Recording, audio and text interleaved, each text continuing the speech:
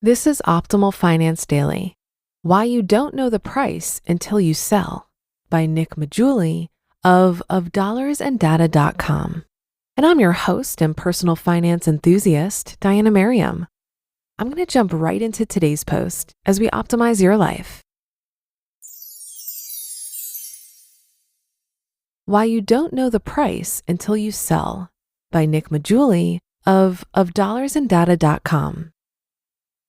It was 1935, and the Austrian physicist Erwin Schrödinger had a problem with Albert Einstein.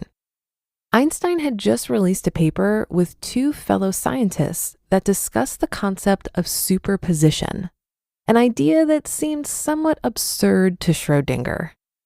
Superposition implied that an atom, or any quantum system, was simultaneously in multiple states until the point of observation. Once the system was observed, its true state would be revealed to the observer. This implied that the act of observation changed how the universe behaved. In order to convey his skeptical view on the matter, Schrödinger devised a thought experiment. Quote, "One can even set up quite ridiculous cases. A cat is penned up in a steel chamber with a Geiger counter and a tiny bit of radioactive substance, so small that perhaps in the course of the hour, one of the atoms decays, but also, with equal probability, perhaps none of it decays. If it decays, the counter tube discharges and releases a hammer that shatters a small flask of hydrocyanic acid. If one has left this entire system to itself for an hour, the cat still lives if no atom has decayed. However, the first atomic decay would have poisoned it. The entire system would express this by having in it both the living and dead cat." End quote. Schrödinger argued that since the atom's state of decay is unknown, the cat's state of being alive or dead is also unknown. Only once you've opened the steel chamber could you determine whether the cat was living or deceased. You've probably heard of Schrödinger's cat as a thought experiment, but you may not have realized how useful it is for thinking about asset prices. Most of the time when we want to know the price of something, we can use the market or comparable assets. When you go to buy and sell an S&P 500 ETF, the price is known and displayed for you. When you go to sell your home, a proper appraisal and similar homes can be used to determine the approximate selling price. This is likely to be true 95% of the time or more. However, when markets become abnormal, pricing an asset is no longer straightforward. Instability emerges, and you quickly realize that you won't know the price of your asset until you go to sell it. Just like Schrödinger's cat, we don't know what the state of something is until we observe it. It's in the act of selling that we have opened the steel chamber to see an asset's true price. I know you might think of this as a grand leap of faith, but it's not. History is riddled with examples of individuals thinking they knew the prices of their assets, only to get a rude awakening when they tried to sell. The Nobel laureates behind long-term capital management learned this the hard way when their bets on bond spreads turned against them in 1998. As Roger Lowenstein writes in When Genius Failed, quote, "Disturbingly, the traders said there was no demand for long-term trades, despite their seeming soundness. The Tokyo partners reported a similar story. There simply weren't any buyers." End quote. LTCM had assumed far more liquidity and ease of exit from their positions than what they eventually realized during the 1998 crisis. They had no idea the buyers would disappear and the stable prices would go with them.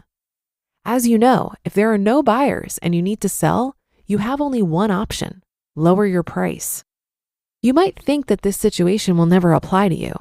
You aren't trading foreign illiquid securities, right? But what about something closer to home, literally? If you're a homeowner and you think you'll always be able to sell your home at a reasonable price, I would advise caution. The Vanderbilts discovered this bitter truth after spending $11 million in 1892 to build the famed Marble House, only to sell during the depths of the Great Depression for $100,000. That's a 99% haircut on one of the most beautiful homes ever built. I understand that the Great Depression was unlike any other time in American financial history, but that doesn't mean that your home is exempt from price discounts during financial calamity. And it's during such financial calamity when the harshest truth about asset pricing becomes apparent. Those times when you are most desperate to sell are the same times when prices are most likely to be in flux. When you're the neediest for cash is also when it's the most difficult to sell an asset at a fair price. Consider the unfortunate experience of Jews trying to emigrate out of Europe during the start of World War II. From Wealth, War, and Wisdom, quote, "These middle-class Jews had less to lose than the wealth, and often they were more amenable to emigrating. Many of them, faced with this cruel dilemma of the persecuted minority, opted to sell and get out. Of course, when they went to sell their businesses and homes, they found it was a buyer's market, and the proceeds they received were half of what the true value was.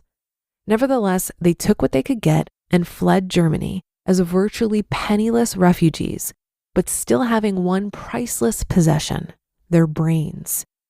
End quote. While I hope you never have to experience anything so drastic, the cruel world of price discovery can befall anyone. I experienced this when I tried to sell a $1,000 guitar amp before moving to New York City. I thought conservatively, I'd be able to get $500, half the price of a brand new amp. But when I went to sell it, I found few buyers. In the end, I got $240 and went on my way. It can happen to anyone. Fighting against Schrödinger's price. The best way to prevent yourself from selling at a loss is simple. Have ample liquidity. If you have large enough cash reserves, that is, emergency savings, to support your liabilities during economic crises, you will never be forced to sell. In fact, if you have enough cash on hand, you'll be able to dictate the prices you can buy assets for. But how much emergency savings is enough? I've heard amounts that range from 6 months to 2 years worth of expenses. I maintain a little over 6 months worth, but I'm young and I have few liabilities. That's mostly rent and food. I don't know what's right for you, but I always like to remind myself that cash during a panic is like having water in the desert. More won't necessarily hurt you, but it can go a long way towards your peace of mind. You just listened to the post titled, "Why You Don't Know the Price Until You Sell" by Nick Maggiulli of dollarsandData.com, and I'll be right back with my commentary. Buy low, sell high. Buy low, sell high. It's a simple concept, but not necessarily an easy concept. Right now, high interest rates have crushed the real estate market. Prices are falling and properties are available at a discount, which means F.I.R.E believes now is the time to expand the F.I.R.E flagship fund's billion-dollar real estate portfolio. You can add the F.I.R.E flagship fund to your portfolio in minutes by visiting fundrise.com/OFD. That's FUNDRISE.com/OFD. Carefully consider the investment objectives, risks, charges, and expenses of the F.I.R.E flagship fund before investing. This and other information can be found in the fund's prospectus at fundrise.com/OFD. This is a paid advertisement. This article has me thinking about liquidity, which from my perspective is an important aspect of overall financial security. When I look at my net worth, I see it as different piles of money having different jobs. My investments have the job of growth. I want that money working to make more money. But my cash has the job of liquidity. I want that money to be very easily accessible. Some of that cash is just sitting there for unexpected emergencies. Some of it is waiting for my 40-year-old furnace to croak.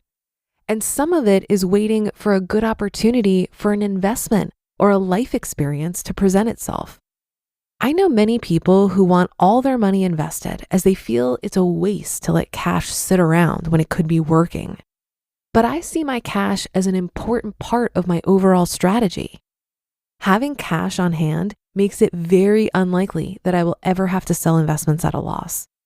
It means that I can be more aggressive about investments and have 100% stock asset allocation, which also means that I don't have to think about rebalancing ever.